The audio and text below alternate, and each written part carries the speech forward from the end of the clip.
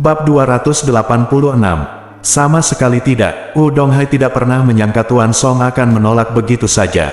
Sepertinya Tuan Song bahkan tidak memikirkannya, jadi dia langsung menolaknya. Mengapa? Keluarga Wu saya lebih kuat dari keluarga Song Anda. Putra saya adalah cucu tertua dari keluarga Wu.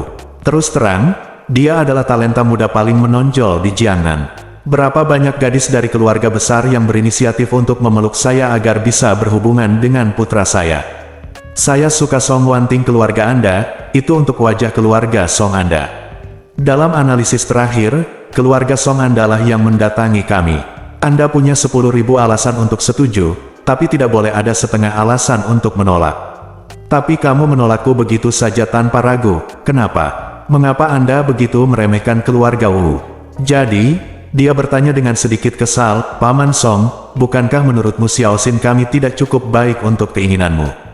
Tuan Song secara tidak sadar ingin mengatakan sesuatu, saya tidak pantas mendapatkannya. Lelucon internasional apa yang kamu mainkan padaku? Bisakah Hu Xin Anda dibandingkan dengan Tuan Ye Cheng'e? Di mataku, putramu yang berharga bahkan tidak sehelai rambut pun dari Tuan Ye. Lagi pula, putramu yang berharga tidak memiliki kemampuan untuk membuatku lebih muda bahkan untuk 1 bulan pun. Tapi Tuan Ye bisa membuatku terlihat lebih muda setidaknya 10 tahun. Terlebih lagi, keterampilan Tuan Ye sangat mencengangkan, dan dia memiliki kekuatan yang luar biasa.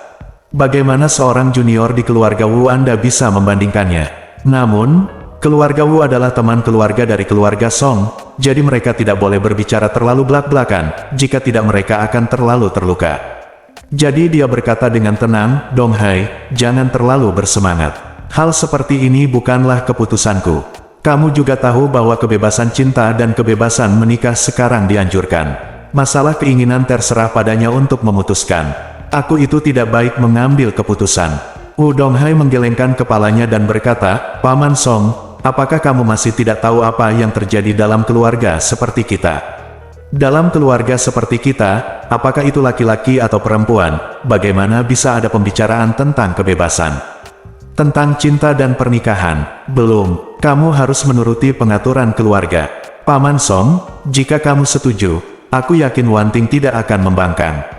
Keluarga mereka selalu memperhatikan kecocokan dan pernikahan satu sama lain. Dia awalnya berpikir bahwa selama dia mengusulkan agar Song Wanting menikah dengan Wu Xin, Tuan Song akan dengan senang hati menyetujuinya. Bagaimanapun, keluarga Wu masih lebih unggul dari keluarga Song dalam hal kekuatan, dan pernikahan Song Wanting akan dianggap sebagai sebuah prestasi yang tinggi. Apalagi usia Song Wanting masih pas, bahkan ia sudah melewati usia terbaik untuk menikah. Di keluarga besar teratas ini, anak perempuan sering kali menikah ketika mereka berusia 20 tahun. Apalagi kebanyakan dari mereka berusia 20-an dan 3 tahun, dan mereka segera menikah setelah lulus universitas. Maka Donghai berharap Tuan Song bisa langsung menceritakan masalah ini kepada Song Wanting, bahkan langsung memintanya untuk menerima pernikahan ini. Kebanyakan anak perempuan di keluarga besar memiliki kesadaran bahwa keluargalah yang mengatur perkawinan, selama yang lebih tua dalam keluarga yang mengaturnya, maka yang lebih muda dengan sendirinya akan menurut. Tuan Song tidak menyangka bahwa dia menolak Donghai, tetapi Donghai mundur tanpa kesulitan apapun. Jadi dia hanya bisa tertawa dan melambaikan tangannya sambil berkata, jujur saja, Wanting masih muda, jadi aku belum mau menikahkannya. Lagi pula, kakaknya belum menikah. Donghai berseru, laki-laki bisa menunggu lebih lama, tetapi perempuan tidak bisa. Menikah pada usia 20 adalah usia terbaik. Jika Anda menunggu hingga berusia 30 tahun untuk menikah, nilai diri Anda akan sangat berkurang. Tuan Song tersenyum ringan dan berkata, di depan orang yang sangat menyukainya, tidak ada perbedaan antara 20 dan 30, atau bahkan tahun. Tetapi di depan orang yang tidak menyukainya, 20 mungkin berbeda dari 26 atau 7 tahun. Perubahan besar telah terjadi, jadi saya berharap cucu perempuan saya akan menikah dengan yang pertama daripada yang kedua. Wu Xin di samping berkata dengan tergesa-gesa, Kakek Song, jika kamu bersedia menikah ingin denganku, aku akan mengabdi padanya selamanya dan memperlakukannya seperti cinta pertamaku. Tuan Song mengangguk dan berkata, saya yakin Anda akan melakukannya, tetapi masalah ini tetap bergantung pada keinginan Wanting, bukan pada saya. Donghai merasa sedikit kesal.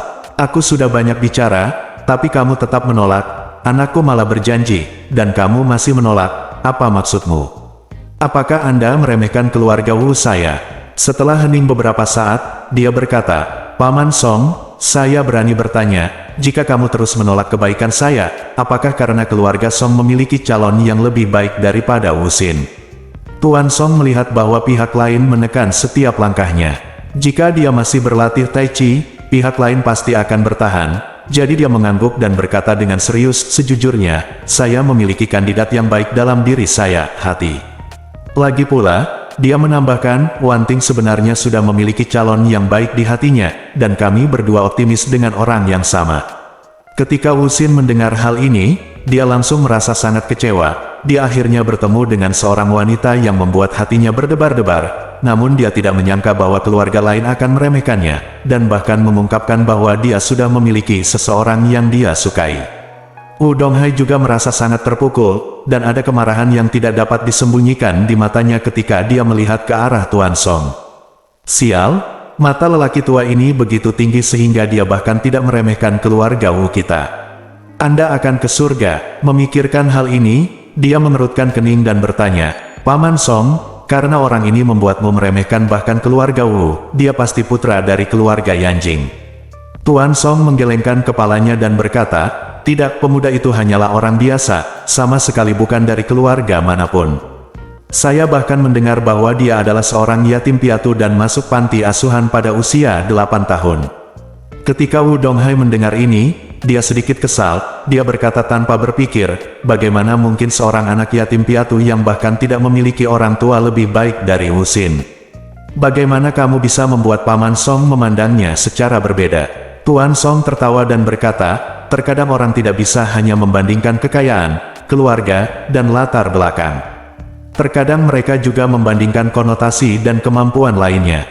Wu Donghai mengerutkan kening dan bertanya, Paman Song, menurutmu apakah Wu Xin kita tidak memiliki konotasi? Tentu saja tidak, Tuan Song berkata sambil tersenyum. Maksudku, orang selalu memiliki kelebihan dan kekurangannya masing-masing. Misalnya, Tuan Wu pandai dalam segala hal, tetapi dia tidak bisa bermain bola basket, dan orang lain mungkin tidak ada tempat yang bagus, tapi hanya bola basket yang sangat bagus, dan seorang gadis hanya tertarik dengan keterampilan bola basketnya. Tidak bisa dikatakan bahwa yang terakhir lebih baik dari Tuan Wu, hanya bisa dikatakan bahwa yang terakhir lebih baik dari Tuan Wu. Tertarik pada gadis ini. Pada saat ini, monolog batin Tuan Song adalah, Wu Donghai, di mana kamu mengatakan begitu banyak omong kosong. Setelah aku berkata begitu banyak, kamu tidak hanya tidak mengerti maksudnya dan mundur, tetapi kamu bahkan menjilat wajahmu dan terus berbicara kepadaku.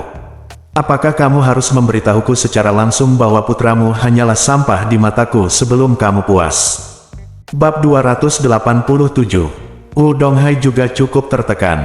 Saya pikir ketika saya datang dan melamar, Tuan Song akan setuju tanpa ragu-ragu dan segera menganggap putranya sebagai menantu. Tapi saya tidak menyangka Tuan Song akan menolak lamarannya berulang kali. Hal ini membuat Wu Donghai merasa terhina.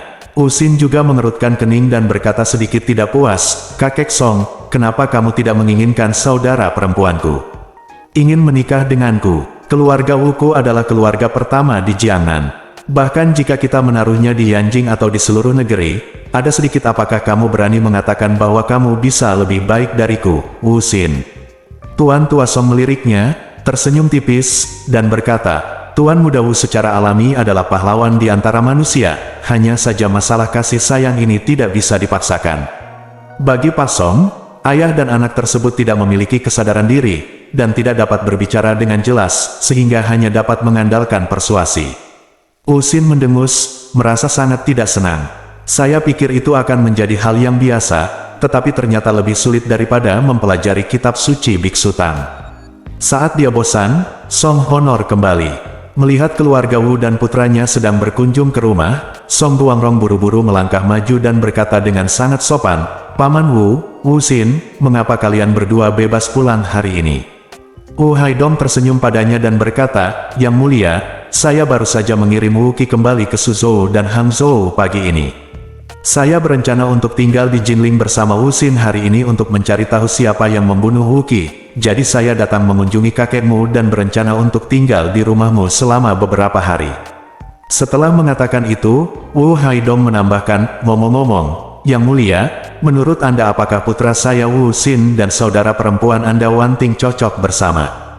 Ketika Song Honor mendengar ini, dia berseru, pasangan yang sempurna. Tentu saja pasangan yang sempurna. Bakat mutlak dan ketampanan. Pasangan yang dibuat di surga. Wu Haidong mengangguk puas dan berkata kepada Tuan Song, Paman Song, Anda telah mendengar kata-kata tentang kehormatan. Saya pikir bahkan jika Anda bertanya kepada seluruh keluarga Jiangnan tentang masalah ini, semua orang akan memberikan jawaban yang sama sebagai kehormatan. Tuan Song sedikit malu dan tidak menjawab untuk beberapa saat. Di sini, Song Guangrong tidak bisa menahan diri dan berseru, kakek, Wu Xin dan Wanting sangat cocok. Terlebih lagi, keduanya bersama-sama akan menjadi aliansi yang kuat untuk kedua keluarga kita. Song Honor mengetahui pikiran kakeknya dan tahu bahwa dia ingin Song bersama Ye Chen. Namun, ini adalah sesuatu yang tidak dapat diterima oleh Song Honor, jadi dia juga sangat ingin membujuk kakeknya agar menyetujui lamaran pernikahan keluarga Wu. Tuan Song tidak menyangka bahwa cucunya sendiri akan benar-benar membantu orang luar berbicara dan pada gilirannya membujuknya. Apa dia tidak tahu kalau dia ingin Song Wanting dan Ye Chen bersama?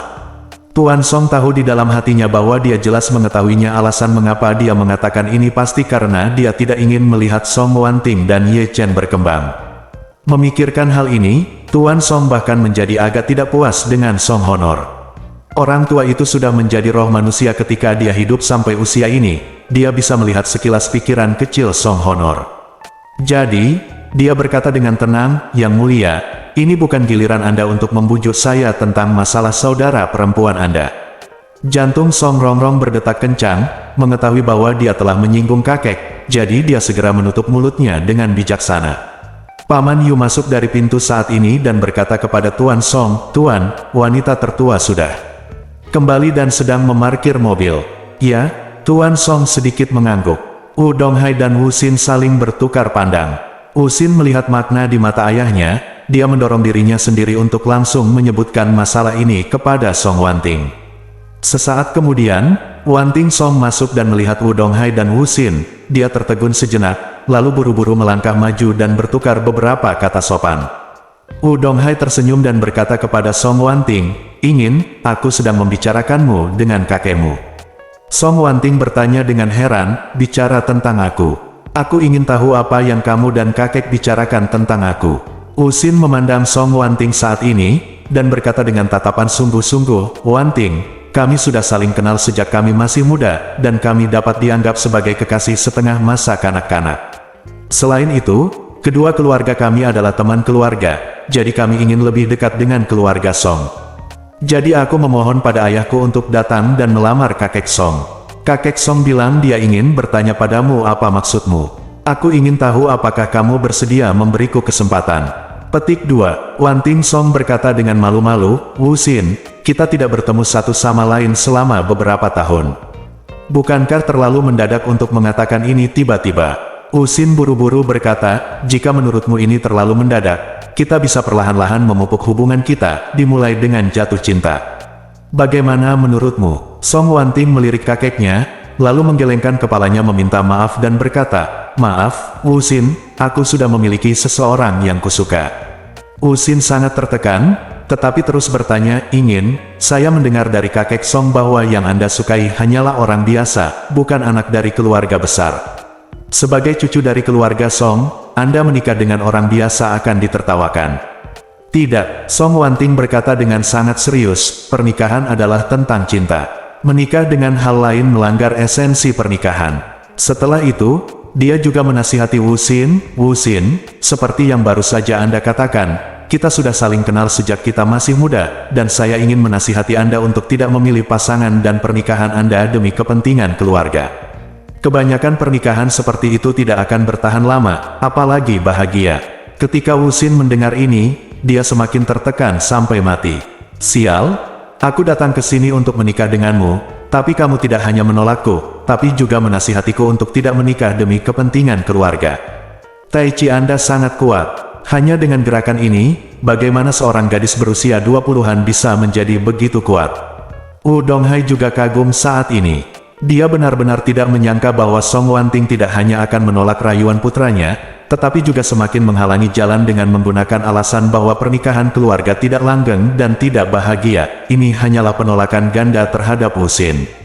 Semakin terkejut Wu Donghai dengan pikiran Song Wanting, semakin besar harapan Wu Donghai agar Song Wanting bisa menjadi menantunya. Jika wanita seperti itu bisa menjadi menantu keluarga Wu, maka dia pasti akan menjadi istri yang baik untuk putranya. Saat ini, dia sudah mengambil keputusan, keluarga Wu bertekad untuk mendapatkan cucu dari keluarga Song ini.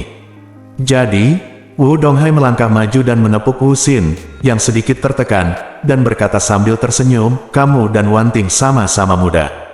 Kita harus benar-benar menganjurkan kebebasan cinta dan pernikahan, jadi kita tidak bisa mengingat hal-hal seperti itu. Lagi pula, aku masih muda dan punya banyak waktu, jadi tidak perlu terburu-buru untuk saat ini." Melihat Wu Donghai akhirnya tidak lagi agresif, Tuan Song merasa lega, jadi dia mengangguk, memanggil Paman Yu, dan memerintahkan, pertama atur Donghai dan Wu Xin ke ruang tamu, dan jangan menunjukkan kelalaian, lalu informasikan restoran untuk menyiapkan makan siang dengan cepat dan mentraktir mereka dengan baik di siang hari. Yu Bo segera setuju, dan berkata kepada Wu Donghai dan Wu Xin, "Kalian berdua, tolong ikuti saya ke ruang tamu dulu." Wu Donghai mengangguk dan berkata kepada keluarga Song, "Kalau begitu ayo kita pergi ke ruang tamu dulu dan sampai jumpa di restoran nanti." Setelah mengucapkan selamat tinggal, keduanya mengikuti Paman Yu keluar dan pergi ke ruang tamu. Setelah memasuki ruang tamu dan menutup pintu, Wu Xin berkata dengan tidak sabar, "Ayah, Pak Tua Song terlalu meremehkan orang. Dia bahkan tidak meremehkanku." Wu Donghai tersenyum tenang dan berkata, "Jangan panik. Kami akan menyelidikinya dalam beberapa hari ke depan untuk melihat apakah Song Wanting benar-benar memikirkan seseorang. Jika demikian, saya pasti akan mencari tahu siapa dia." Bab 288. Siapa ini? Mendengar kata-kata Wu Donghai, Wu Xin tampak menghina dan berkata dengan marah, "Ayah, di antara anak muda di Jiangnan, siapa yang berani menyebut dirinya dewa atau orang suci di depan saya? Tidak peduli siapa dia, di depan saya, kamu hanya bisa menjadi pecundang. Biarpun kamu adalah naga di langit, kamu harus rendah hati di hadapanku." Saat dia mengatakan itu, wajahnya tenggelam, dan dia berkata, "Tuan Song benar-benar tidak tahu bagaimana menyanjungku. Merupakan kehormatan bagi keluarga mereka untuk membiarkan Song Wanting menikah denganku. Keluarga Song seperti apa itu? Beraninya mereka menikah denganku, meremehkanku." Wu Donghai berkata dengan acuh tak acuh, "Wu Xin, jangan lupa bahwa ini adalah keluarga Song.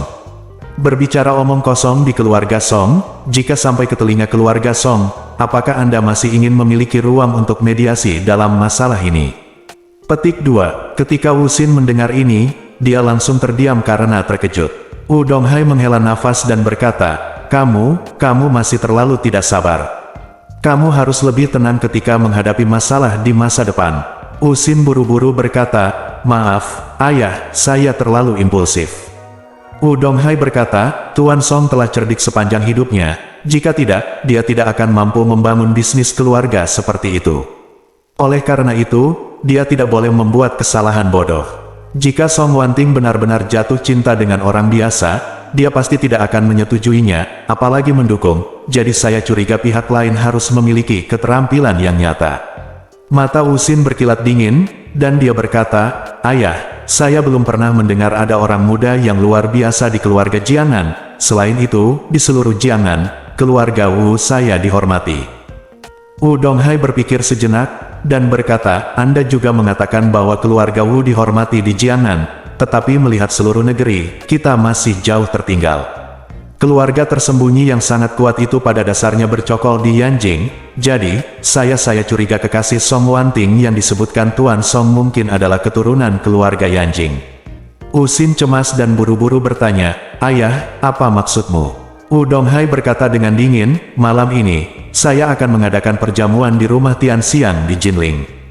Saya akan memanggil beberapa kepala keluarga lain di Jinling untuk datang menemui saya. Saya yakin mereka pasti akan datang setelah mendengar nama Wu saya keluarga."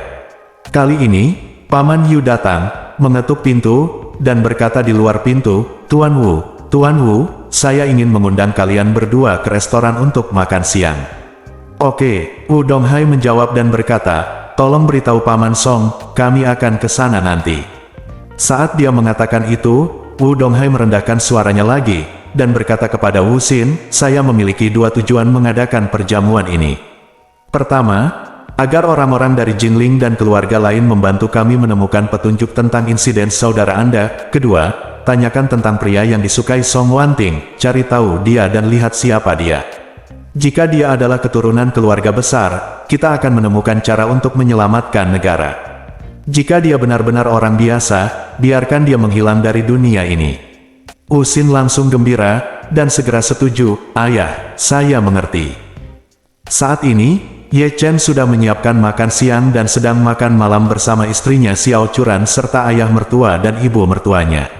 Saat makan, Xiao Changkun terlihat sangat bersemangat, dengan senyuman penuh harap di wajahnya sepanjang waktu, seolah-olah ada sesuatu yang besar sedang terjadi. Malan, ibu mertuanya, mengerutkan kening, memandang Xiao Changkun, dan bertanya, kamu orang tua, kamu tersenyum sangat sedih, apa yang kamu lakukan?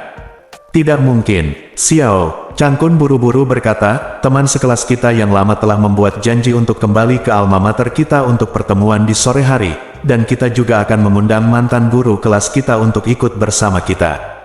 Reuni kelas, ibu mertua berkata dengan nada menghina, setengah dari tubuhmu hampir terkubur, mengapa kamu mengadakan reuni kelas?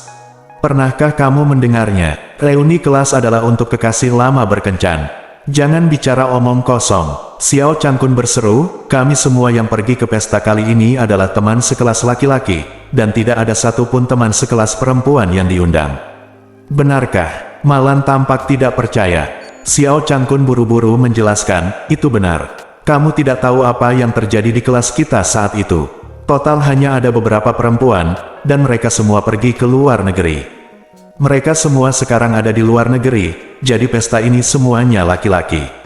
Petik 2, aku tidak percaya, kamu tidak diperbolehkan pergi. Malan berseru, kamu pasti menahan diri untuk bertemu teman lamamu. Jangan kira aku tidak tahu. Ye Chen tercengang saat mendengarnya, mendengar maksud ibu mertuanya, lelaki tua Xiao Changkun dulu punya cerita romantis. Xiao Changkun buru-buru berkata, tidak ada teman lama, mereka semua adalah teman sekelas laki-laki. Malan mendengus menghina dan mengabaikan Xiao Changkun, tapi ekspresinya agak jelek. Xiao Changkun buru-buru menambahkan, saya harus meminta Ye Chen untuk ikut dengan saya di sore hari. Guru kelas kami sekarang menggunakan kursi roda. Tidak ada lift di gedung tua di kampus lama. Kami harus mencari beberapa anak muda dan orang kuat untuk membawanya ke ruang kelas. Kamu tidak bisa mempercayaiku, biarkan Ye Chen kembali dan melapor kepadamu. Ada teman sekelas wanita yang hadir, aku akan kembali dan berlutut di papan cuci. Malan berkata dengan arogan, kalau begitu, kamu tidak diperbolehkan pergi. Xiao Changkun juga sedikit marah dan berseru, kami semua adalah teman sekelas lama yang sudah tidak kami temui selama beberapa dekade. Bagaimana saya bisa melepaskannya? Selain itu, guru kelas kami berusia lebih dari 80 tahun. Saya tidak tahu berapa lama saya akan hidup. Jika aku tidak melihatmu kali ini, mungkin seumur hidup, aku tidak akan pernah melihatmu lagi. Xiao Churan yang berada di samping juga tidak bisa melihatnya, dan berkata, Bu, biarkan saja ayah pergi. Tidak mudah mengadakan reuni kelas di usia yang begitu tua. Jangan membuat orang tertawa karena kamu melewatkan janji temu. Malan memelototinya dan berkata, apa yang kamu tahu? Ayahmu sudah lama berhubungan dengan Vixen di kelas mereka. Jika aku tidak menggunakan beberapa trik untuk menjatuhkannya, ayahmu pasti sudah terhubung dengan itu, Vixen dahulu kala. Jika kamu pergi, kamu akan berada di mana? Ye Chen terkejut saat mendengar ini. Sepertinya ibu mertuanya adalah pihak ketiga yang ikut campur. Mengapa dia bersikap seolah-olah dia bersikap masuk akal? Xiao Changkun hanya bisa melihat ke arah Malan dan berkata dengan serius, jangan membicarakan hal-hal lama dengan anak-anakmu. Setelah mengatakan itu, dia buru-buru berkata kepada Xiao Churan, Churan, jangan dengarkan omong kosong ibumu. Wanita tua ini tidak mengatakan apa-apa sepanjang hari, jadi dia hanya tahu bagaimana mengatur segalanya untukku. Xiao Churan tampak malu. Dia tidak ingin tahu tentang cinta segitiga antara orang tuanya saat itu, jadi dia berkata kepada Malan, Bu, salah satu dari kalian akan pergi bermain mahjong di sore hari, dan yang lainnya akan pergi ke reuni kelas.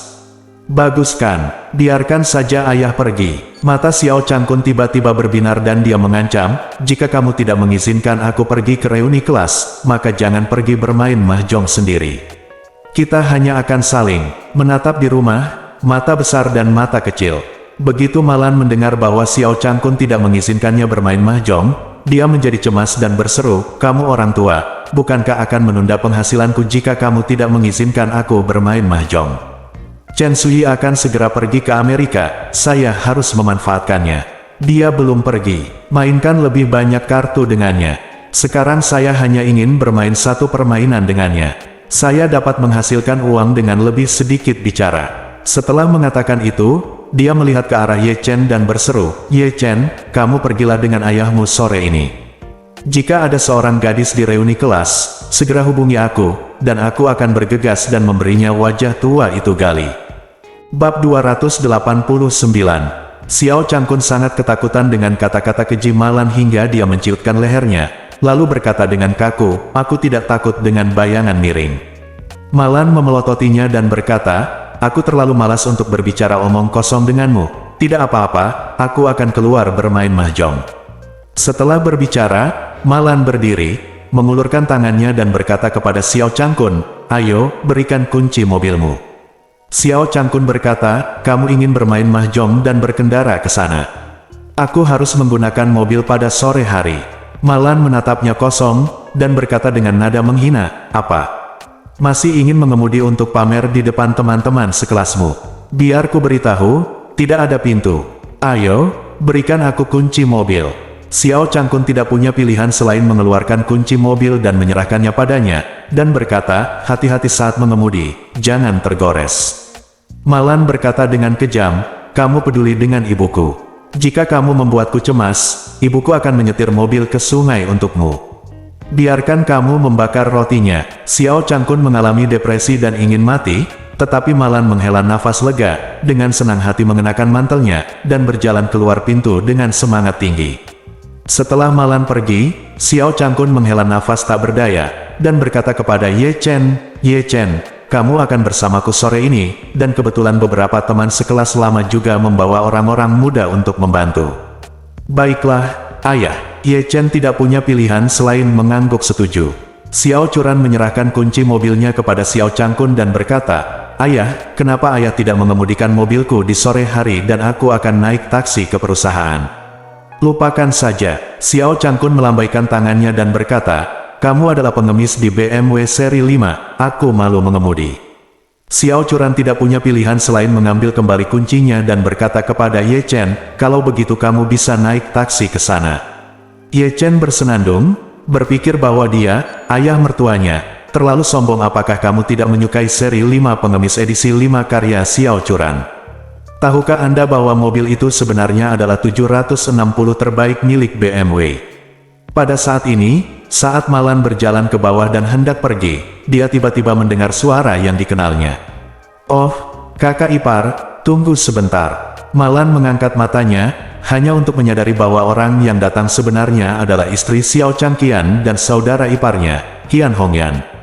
Dia sedikit terkejut sekaligus. Di Villa Chen Sui, dia dengan kejam membenci dirinya dan suaminya. Itu benar-benar membuat ketagihan. Dia tidak menyangka akan menemukan rumahnya sendiri.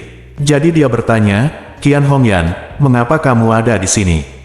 Begitu dia berpikir bahwa dia telah meremas Xiao Changqian dan Qian Hongyan sebelumnya, pikiran Malan menunjukkan ekspresi kebencian dari pasangan itu pada saat itu, dan dia merasa lebih bahagia. Berbeda dari sebelumnya, Malan khawatir uang pensiunnya tidak akan lunas setelah keluarga Xiao bangkrut. Namun kini, dialah yang paling ingin melihat keluarga Xiao bangkrut. Sebab, dia telah menemukan sumber kesenangan yang lebih besar, yaitu mengejek Xiao Changgan dan Qian Hongyan. Jika keluarga Xiao benar-benar bangkrut, maka saya bisa menertawakan mereka berdua dengan tidak bermoral setiap hari. Pasangan ini telah menyindir dan menyindir diri mereka sendiri selama bertahun-tahun. Di masa depan, mereka akan mendapatkan kembali semua uang dan keuntungan mereka.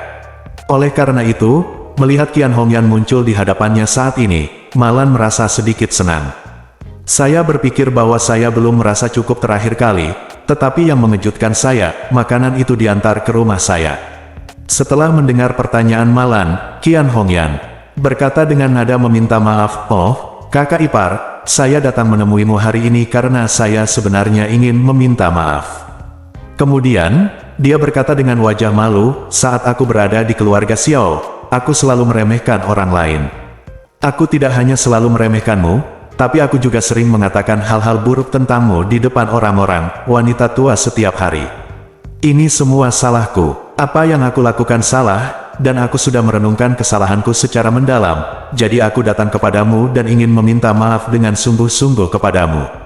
Setelah mengatakan itu, wajahnya terasa panas, dia mengertakkan gigi dan membungkuk dalam-dalam pada Malan.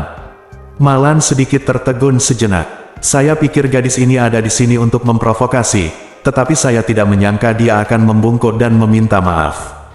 Dia hendak menghunus pedang sepanjang 30 meternya untuk menebasnya dengan parah, tetapi ketika dia mendengar ini, dia tidak tahu harus berbuat apa. Pada saat ini, ketika Qian Hongyan melihat Malan tidak berbicara, suasana hatinya tiba-tiba menjadi dramatis.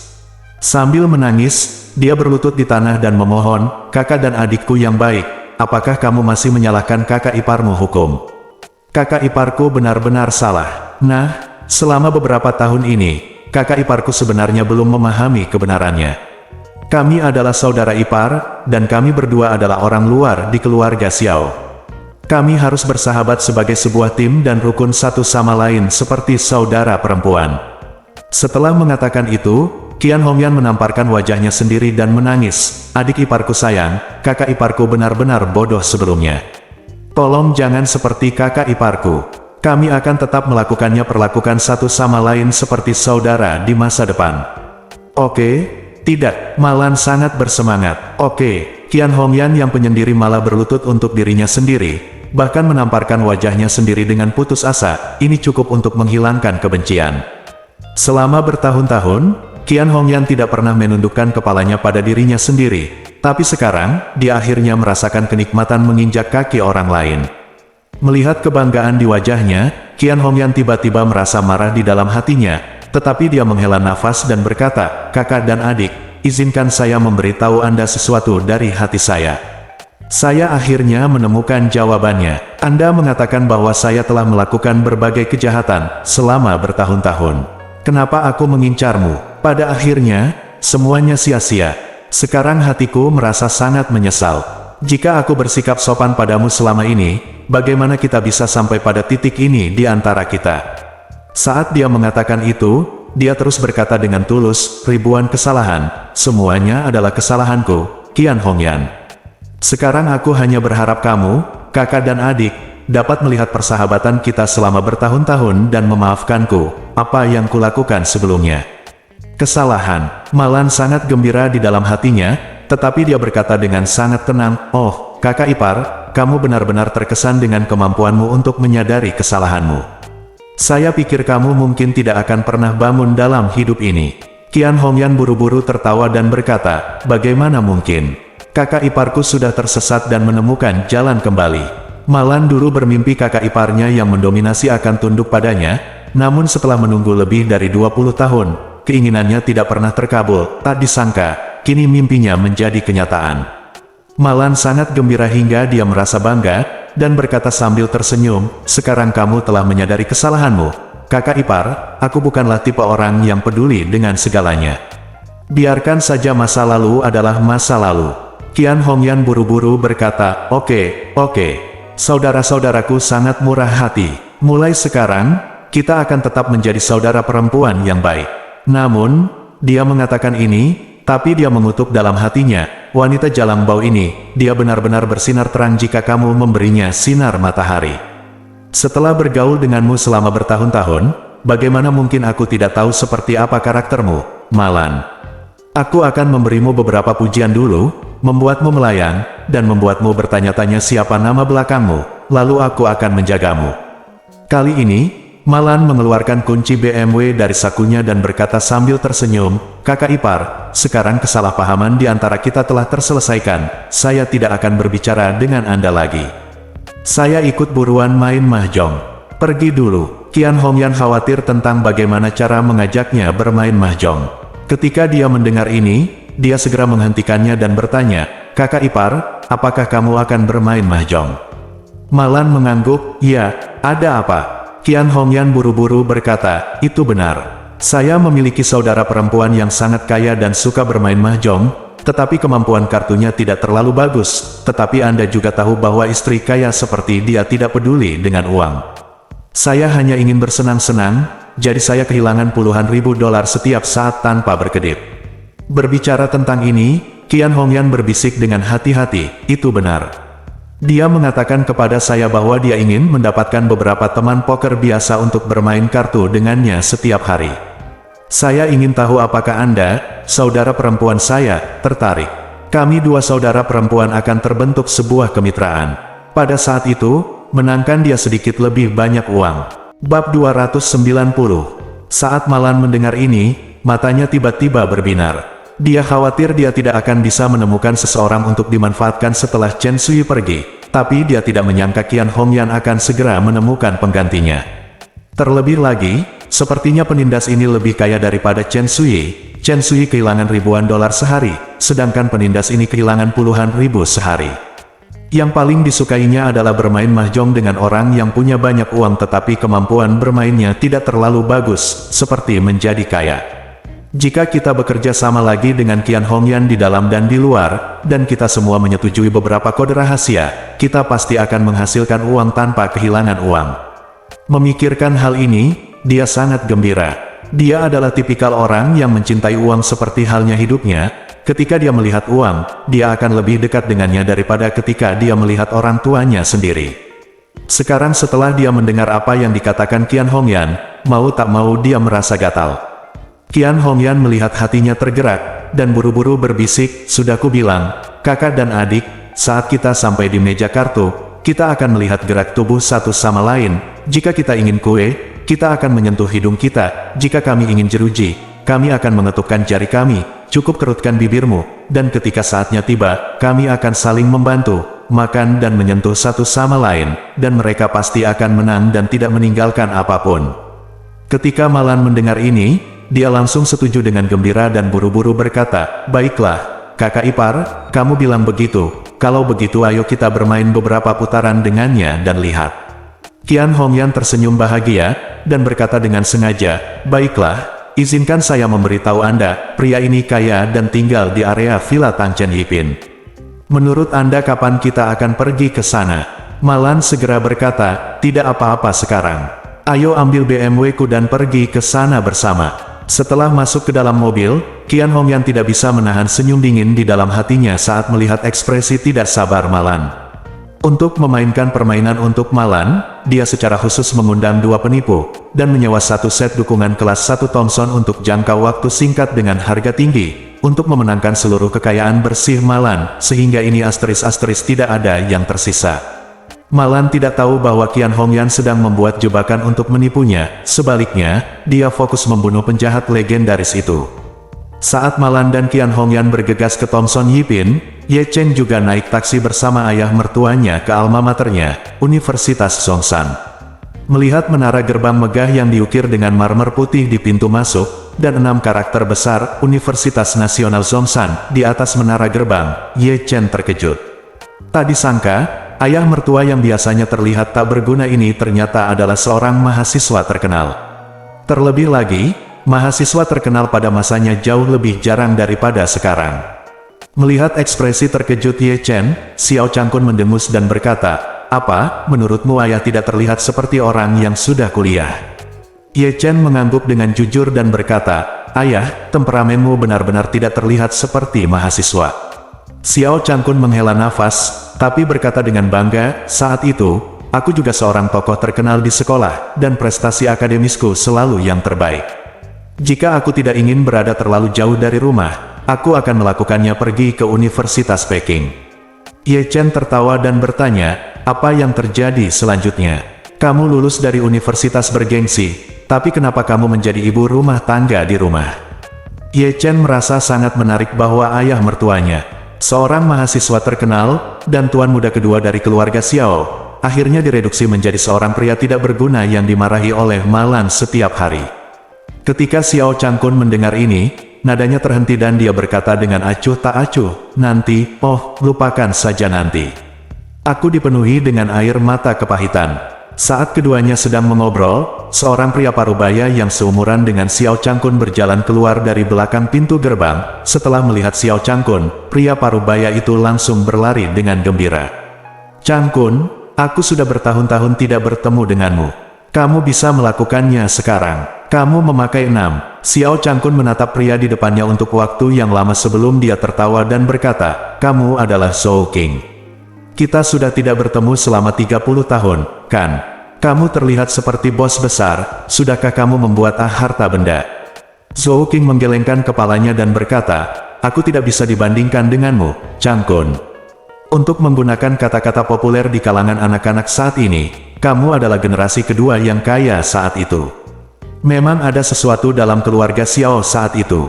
Saat itu, Tuan Xiao sedang dalam masa puncaknya, pertama kali terjun ke dunia bisnis dan menghasilkan banyak uang.